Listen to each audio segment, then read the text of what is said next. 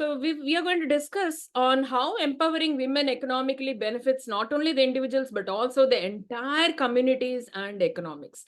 Next one is health and well-being of women.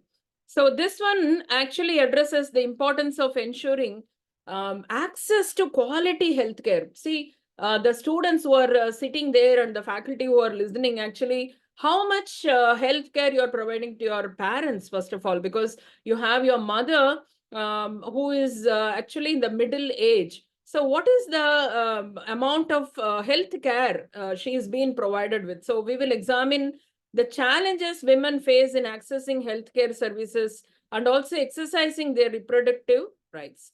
Next is leadership and political participation. This is very, very important because we want men and women equally given opportunity for leadership, because it explores strategy to promote women's representation in leadership roles.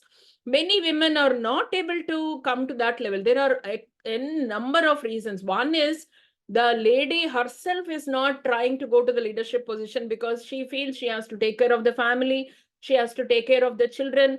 In spite of having so many talents, like the women are not coming to the leadership position. So that has to be addressed, and we will discuss the underrepresentation of women in leadership positions.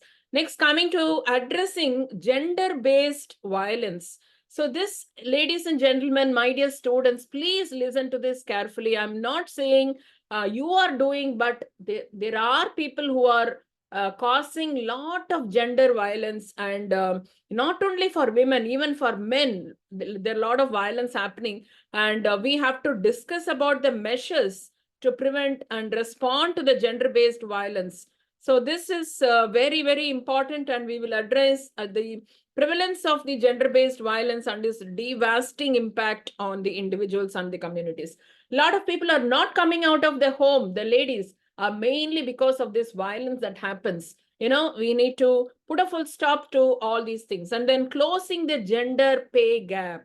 This is another very, very important thing, because the men are paid in one way and the women are paid in a different way. Men are paid always high compared to the payment given to the women. So that has to be addressed, because the work done by the men and women are all equal. There is no difference between the work, what they are doing, but still, people give a different pay. So we need to address all these things.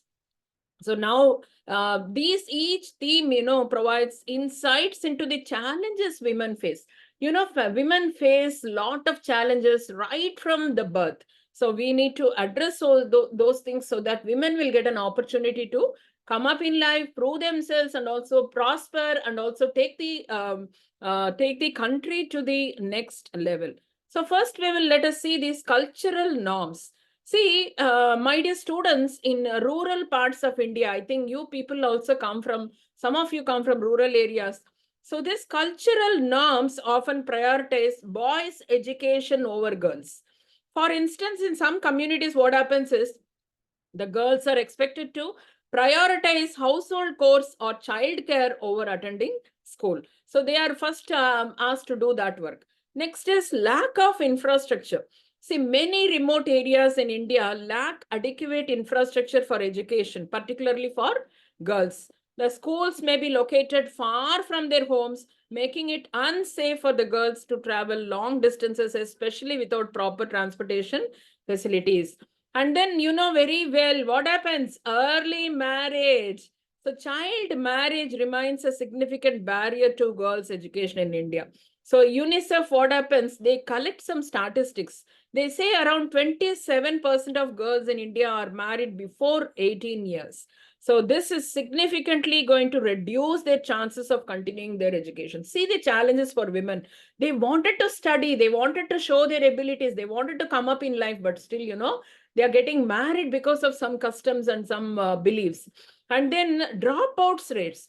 Though they join in school or college, dropouts are, though it is decreasing, I don't deny that a lot of improvement is there. But despite improvements in recent years, the dropout rates for girls in India are still higher compared to boys. So here in the annual status of education report in 2018, what they say is the dropout rate for girls in the age group of 11 to 14 was 13.5 compared to the 11.5% for boys. Then coming to see how girls wanted to study, but still, they are not given much of opportunities. Then the literacy rates. See, although the literacy rates have improved overall, there is still a gender gap in literacy rates in India. According to the Census of India in 2011, what happens? The female literacy rate is 65.5% compared to 82.1% for males. So we have to address these things. Now let us see the economic empowerment. So far we have seen the education. Now let us see the economic empowerment for women. So here, suppose if you take women in many parts of the world, they face barriers in accessing employment opportunities and starting their own business due to the gender discrimination. See, many people are good enough to start their own business, maybe an idli shop. Nothing wrong in that, or selling some products like vegetables or whatever it is, their own business. They wanted to start on their own. So here the labor force participation rate is very, very low, and the gender disparities. This is why. And also, even if they go for a job, their salary will be less than men. So that is a very, very important thing which need to be addressed. So here the economic benefits of gender equality. Suppose if we pay them equally, what are the benefits? So here what happens is this could increase the global GDP by trillions of dollars. Suppose this gender gap in labor force is participation is increased. I mean, if you give equal salaries for everybody, what happens? The GDP will increase. So empowering women economically leads to increased household income. In home also, if the men and women are going to earn better same salary, what happens? Better salaries. The status of the home is also going to change. So improved standards of living and the greater economic resilience for families and communities. Then coming to the health and well-being of women. My dear students, please, when you go back home, talk to your mother and find out whether she is eating good food, nourishing, nutritious food, whether she is going for regular checkup, does she have any health issues? Because many house, like mother is something, the previous days I'm telling, they're only in the kitchen, they'll cook and give, and nobody bothers for them. They don't know what they are eating also. Most of the mothers, they will eat the leftover food.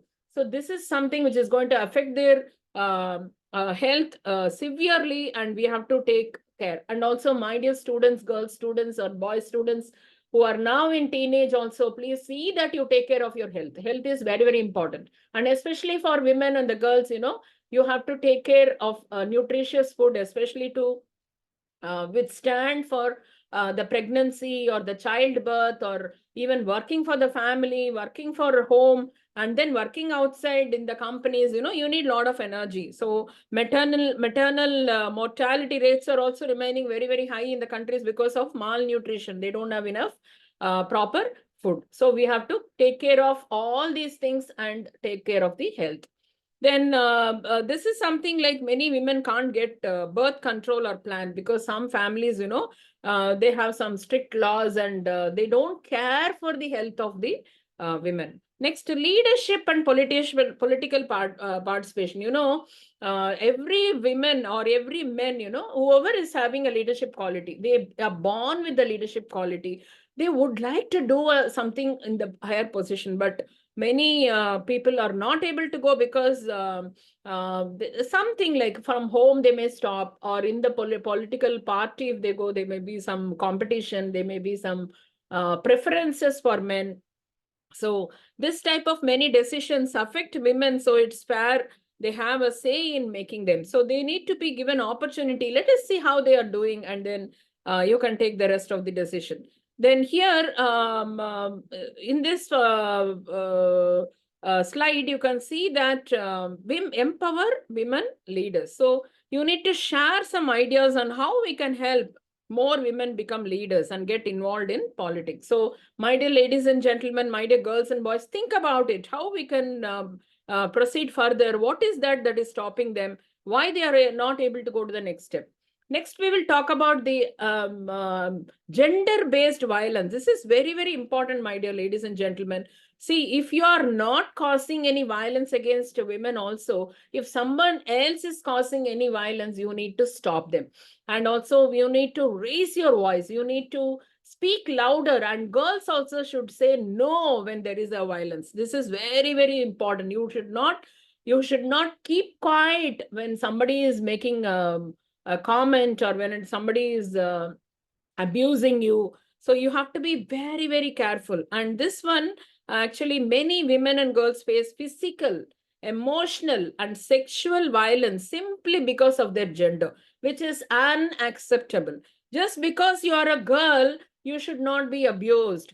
The boys, you have to think about, your mother is also a girl, and your wife who is going to come to your house is also a girl. So if somebody is going to comment on your sister, then how you will feel? Similarly, everyone will also have feelings and emotions. So we have to be very, very careful on these things. And also here, supporting survivors. See, there are people who have undergone this type of violence. So they are called survivors. So sexual assaults might have happened. So we need to support them. We need to give them time to recover. We need to give them good consoling words. We should talk to them. We need to give them legal aid, and also we need to give them support for financial support, or a job support, or education, or a friendly support, because they are already down. They are already fed up with all these abuses. Then how do we close the gender pay gap? So this is very, very important, my dear students. Equal work, equal pay. So everybody is working equally. Why there is a difference in the payment? So this has to be addressed. And many women earn less than men for doing the same work, which is not at all fair. We need to raise our voices and see that we can have laws that make it illegal to pay someone less because of their gender, and encourage companies to be transparent about salaries. So here the law itself says that you should not do like that. And here you can see that summary of key points in this is investing in women. So if you invest in women, then the empowering women is crucial for speeding up societal progress and making communities thrive. Then gender equality, everybody should be equal, treated equally. Then economic growth, when women succeed, economies grow stronger, benefiting everybody. And then empower women. So give them a chance, give them access to education, give them healthcare, give them economic opportunities. Then speak up. We can all advocate for gender equality in our communities and workplaces, and then take action. Whether it is donating, volunteering, or supporting policies, every effort counts in the fight for gender equality. Then 10 ways to end violence against women. So refuse abuse. Girls, my dear girls, ladies and gentlemen, please make sure that if somebody abuses you for no reason, stop it. Refuse that abuse. Don't take it. Don't just put your head down and keep walking. Stand and look at them and ask them, why are you doing this to me? So you have to be very, very bold, and you have to control this violence. Then end violence against women. Everybody should have that feeling, and everybody should speak out for women, and violence against women is not at all acceptable. So speak up and speak out. Know the issue and the signs. Girls, my dear girls, don't keep accepting things, as it comes. Don't get scared of anybody, and don't allow strangers come into your life, even be it your WhatsApp or Facebook or whatever social media you have to be very, very careful, and call out for sexual harassment. If somebody is approaching you, sending you messages, sending you some unwanted pictures or anything, block them immediately. And if you have some sense of sexual harassment, immediately address to the police, or to the higher authorities. If it is a college, we have a grievance cell. You go to the website of our college, iitm7z.org. You go to grievance cell. You have a link where if you click, you get a Google form. You can write your problem, and it comes to me, and immediately we can take it to the next step, and immediately we can punish them, because zero tolerance is implemented. And when any girl is being harassed, immediately actions will be taken and punished. Then you can challenge beliefs on masculinity, and fund women's organizations, call for better responses and services, demand more data, push for stronger laws, and support women's leadership, and build solidarity with other movements. So this is all about today's session. And my dear ladies and gentlemen, I think you would have got an uh, uh, insight about this today's session. That is, we were talking about what are all the things, challenges the women face or the girls face, so that they are unable to come up in their life. So gender equality is one thing we discussed, where we need to treat everybody equally. And also we discussed about the education, the importance of education for every woman.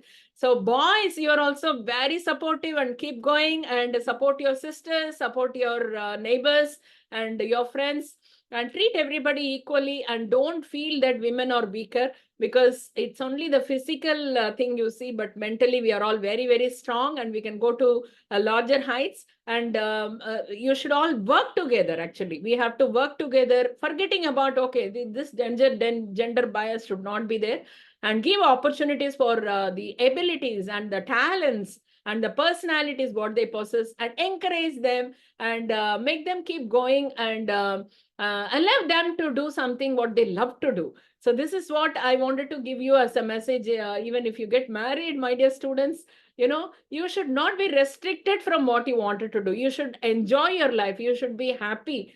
So what you do is what makes you happy. So you have to make sure that you do what you love to do and what you're able to do. And there should not be a stoppage for this. And many girls are being stopped, and they are not able to proceed further in their career. So girls, don't stop anywhere. Keep going, because world is welcoming the girls and the women, because lot of prosperity and progress comes when women get all the power and get the education. You get education, go to the leadership role, you will just be rocking. And take care of your health. Everybody, boys and girls, health is wealth. So from the young age itself, you take care of your health. Don't go for unwanted habits. Don't get into unwanted friendships. Be healthy. Keep your mind healthy. Keep your health healthy. Physically, mentally, you have to be fit and enjoy your life. You all have come to this world to live a happy, happy life. So don't feel for anything, and everything will be a passing cloud, and challenges are to be taken as stepping stones for your success. Learn from your failures and be happy. And once again, I would like to wish you all a happy, happy Women's Day. And thank you so much, all the organizers, for making this event happen. Thank you so much. Anyone would like to speak on?